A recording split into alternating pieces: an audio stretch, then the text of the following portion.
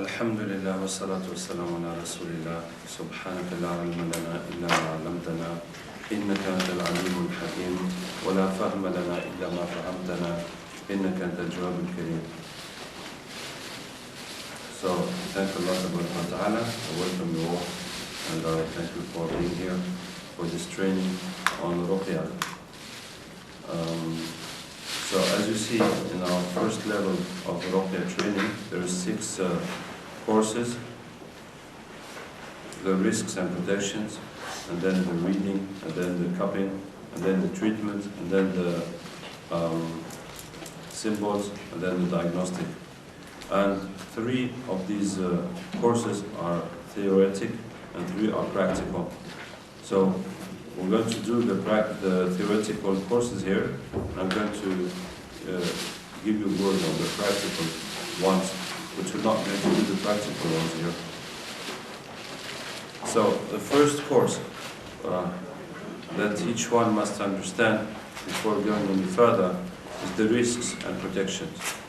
So in Ruqyah, the risks are not a risk, are a certitude.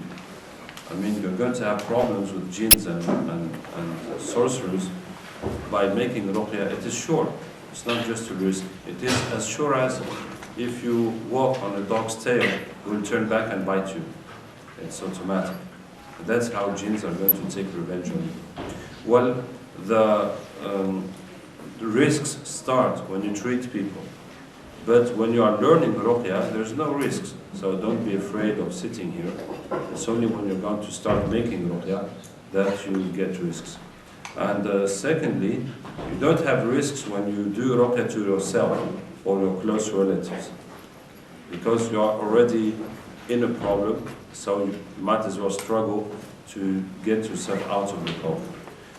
The risk is going to start when you're going to treat foreigners, and you're going to treat the public. So that's when the problems of all people are going to fall on you. So the risks are 2 kinds. First is the jinns, and second is the sorcerers. So as for the jinns, when you read Quran on someone and he has jinns, so you're going to burn those jinns. Or the Quran burns the jinns when they are not Muslim or they are doing bad things. Even if they are Muslim, if they are doing wrong and they are doing wrong to the person, so the Quran will burn them. So when you read Quran on a person, you burn him you burn the jinns with Quran, those jinns will take revenge on you. And how will this revenge occur? It will come in your dreams. Mostly they come in your dreams, and you see something attacking you in your dream, like a snake or dog or people or militaries or monster or monkey or whatever. So what do you have to do? So we explain to our patients that when they are attacked in dreams, they must catch them and read Quran on them, and they can kill them in the dream. Alhamdulillah, I had one of the people who attended the course yesterday, and he said that he himself, he did that on his own. No one explained to him. He was attacked in his dream and he killed one, and then he killed the second one. And after he killed 2 of them, so they didn't come anymore in his dreams. But still he had the problems in his life. So that's how it happens. When you kill 1 or 2 or 3 in your dreams, none of them is still going to come. When they see you, they recognize you're a jinn killer, so they'll leave you alone. So now, for people who we treat and who have bad dreams, we tell them to prepare themselves before sleeping to fight those jinns. Prepare themselves, making the usual dua and adding أَيْنَمَا تَكُونُوا يَأْتِ بِكُمُ اللَّهُ جَمِيعًا إِنَّ اللَّهَ عَلَى كُلِّ شَيْءٍ قَدِيرٌ. That is Baqarah 148, meaning wherever you are, Allah will bring you all because Allah is Almighty. And they repeat it and they ask Allah Ta'ala to bring the jinns or the people that are harming them and to give them the power to fight them, to beat them, and they do their best to kill them in the dreams. But for Raqis, for people making Ruqyah, it's not the same, because we don't have some people against us. We're having every day, we're making Ruqyah to new people, and we're having new jinns and new sorcerers that are after us. So it's something that's not ending. So we have to be constantly ready to receive them and to fight them. We have to be in a in a state, in a mental state, that you are constantly ready to receive them and to fight them. And how can you be like that? You have to be constantly attentive to the orders of Allah Ta'ala. What does that mean? Does not mean that you're going to be making dhikr 24 hours like an angel. It's not necessary to be to that point, but you have to be always attentive to the orders of Allah Ta'ala. That means if you eat or drink, you cannot forget to say Bismillah. You cannot forget your prayer and time has passed, prayer has passed and you didn't even realize. And you cannot be sitting with people and they talk about ghaibah and you're not realizing that this is haram, or looking at a woman and looking, not realizing this is haram. So even if you're not making dhikr, but you have a little alarm that turns on anytime there is an order of Allah Ta'ala, something you must do or something you must not do. So when you are permanently aware and attentive to the orders of Allah Ta'ala, so at any time the jinns will come to attack you, you will understand that these are jinns and you must read the Quran and you will have the correct reaction. So that is what is required to beat the jinns and to fight the jinns in your dreams. And as you have understood, once you have killed 2 or 3 of them, none will come again. And the weak points you might have, which will let jinns beat you, is sins. So if someone is making sins, the jinns will see that as a weak point in him, and they will come through that weak point to beat him. For example, if you look at women, so jinn will come, you don't make out al-basar, you don't keep your eyes down. So jinns will come in your dream, as a woman, as you like to see, and you will have the reaction to look, because that's how you are. You like to see that, and you do see that, you do look at that. So when he will come in your dream in that shape you like, so you'll be opening your eyes widely to have a nice look at it, and that time the jinn is going to hit you. And when he's going to hit you, what will be the result? The result is that it's going to weaken you spiritually and physically. It means you're going to wake up in the morning, or you wake up just when you are hit, and your iman has decreased, as if you are looking at women for a long time, or doing something bad with women, and you'll be physically also diminished, as if you are a bit sick that way. So if that does happen, what must you do? You must take tawbah immediately. So now you recognize that this sin you've been practicing, that's what it led you to, and you must make tawbah of that immediately. And then look, you're going to work your iman again with Quran, with tawbah, with dhikr, and also while physically you just treat yourself and take some vitamins, and then you look for that jinn again, that jinn who managed to beat you in your dream. You're going to look for him again and again until you finish him off, and you continue fighting. So that leads us to the condition of making ruqyah on people. We cannot say that the condition is never to make sins, because that's not a condition you can put on a human being. But you must be on the path of taqwa, learning taqwa, improving yourself, and if you find out or if you realize you have made a sin, you must be ready to repent immediately. But if someone is making sins and knowing he is making sins and not willing to stop those sins, so he cannot make ruqyah. He cannot make ruqyah on the public. You can always make ruqyah on yourself and your relatives, but you cannot make ruqyah on the people, right? So that is the condition. That is the condition, and this is one reason why we do not encourage anyone to make ruqyah, because you cannot know what the other guy is doing in his private life.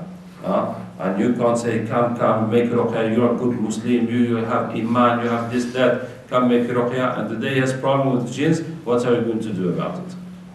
So it's his own responsibility. It's his own responsibility. So this is the first part of the risks with jinns. Jinns that are in people, and when we read, that's what happens. Now the second part of risks is sorcerers. So when you make ruqyah to people and you treat people and people start getting better, so you are breaking the work of sorcerers.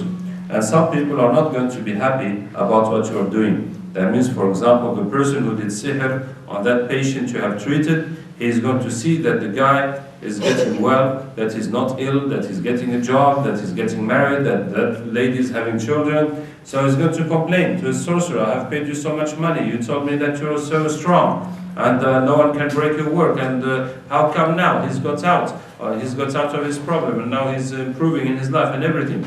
And that sorcerer, they are very proud and very naughty, I mean, that's obvious, and they cannot bear that to break their name, because you're giving him a bad reputation, that this guy is zero and the work he's doing is no worth, etc. So he cannot bear that. So he's going to he's going to research who's done this.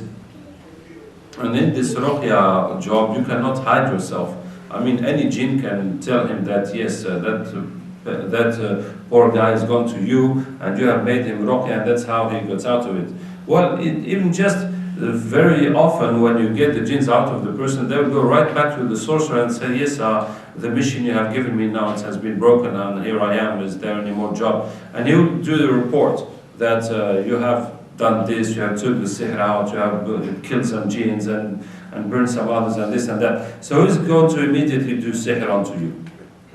He will immediately do sihr onto you, and that sihr he's going to do to you is not the same sihr as he does to common people, because you are someone making prayer, making Quran, making protections, making a lot of things, so you need a special sihr to break you, you see? So if you, as long as you continue treating people, you will get more and more of these very strong and special sihrs coming onto you.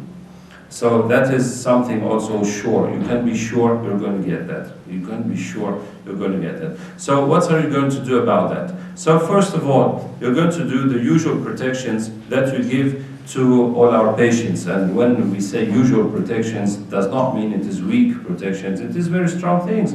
Because Rasulullah said that when you read Qul Huwallahu Ahad and Falaq and Nas 3 times after Subh, so nothing can harm you all the way to night, etc. When you do it after Maghrib, nothing can harm you until the morning. And these, I mean, usual dua, أعوذ بكلمات الله التامات من شر ما خلق بسم الله الذي لا يضر مع اسمه شيء في الأرض ولا في السماء والسميع العليم, that we give to all people. So you have to do that also. And as I said yesterday, the first and most important of all protections is to leave sins first. So really must do your best to leave sins. Actually, in all the activities I have done in my life, as learning Quran, as preaching, as making da'wah, as going to Hajj, as many other writing books, translating, etc. I didn't see anything that increases iman like ruqya, because you are directly confronted to ghaib. You are directly confronted to ghaib, and you see the effect of Quran, and you see how jinns embrace Islam, and many things, mashallah. So, when you are inside, so you have to stick onto deen more and more, and mashallah, Allah Ta'ala help us. So what I was saying, that how you're going to protect yourself from these sorcerers. So there's the usual protections that you must do every day, plus leaving sins, plus now the Quranic water we give to patients to do treatment with, you're going to have to wash with that all year long. That means you're doing preventive treatment all year long for yourself and your family. You have to do that all year through, you see. And I am saying this very seriously, but I always get some of my pupils that neglect it, because this is how dunya is. When you are strong, you can't imagine that one day you're going to be weak, and you think that nothing can get you down. So you just carry on, and then you start getting a bit weaker and a bit weaker until you're all the way down. And now you say, what's happening to me? You see, and that is the problem. That some people think that because they have iman and they have tawakkul on Allah Ta'ala, and they are reading Quran and making yasin every day and making such and such prayer, that nothing can happen to them. But you just have to remember that Rasulullah Sallallahu Alaihi Wasallam was affected by sihr. So who will not be affected if Rasulullah was affected? And how much can you be protected? More and more sahirs are making sihr to you every day, so it can't be. I mean, so you have to treat yourself preventively all year long, yourself and your family. So in order to do that, the easiest way to do it is to get a big bucket of water, like a 200-liter dustbin in your house, and you fill it with water and you make a ruqya on it. And anytime you take a shower, you, your wife and children, so you wash with water. Just put a pint in that, and every time you take a shower, you just wash with it, and do that all year long. So this is necessary protection. And if you are doing that, and if with all these cautions, something happens to you, and the sahir managed to hit you and to do something to you or to your wife and children, so you just treat yourself the same way as you treat other people. So this is also the problem of some beginners or some people who try to make ruqya, is that they don't know all what's about ruqya, so they try, and if something happens to them, so they don't know how to get out of it. But once you know all the ways of treatment and all the kinds of sihr, so inshallah, whatever can happen to you, you will treat yourself as you treat other people, and that's it. It's not the end of the world, and it's nothing. It's not more complicated than that. And if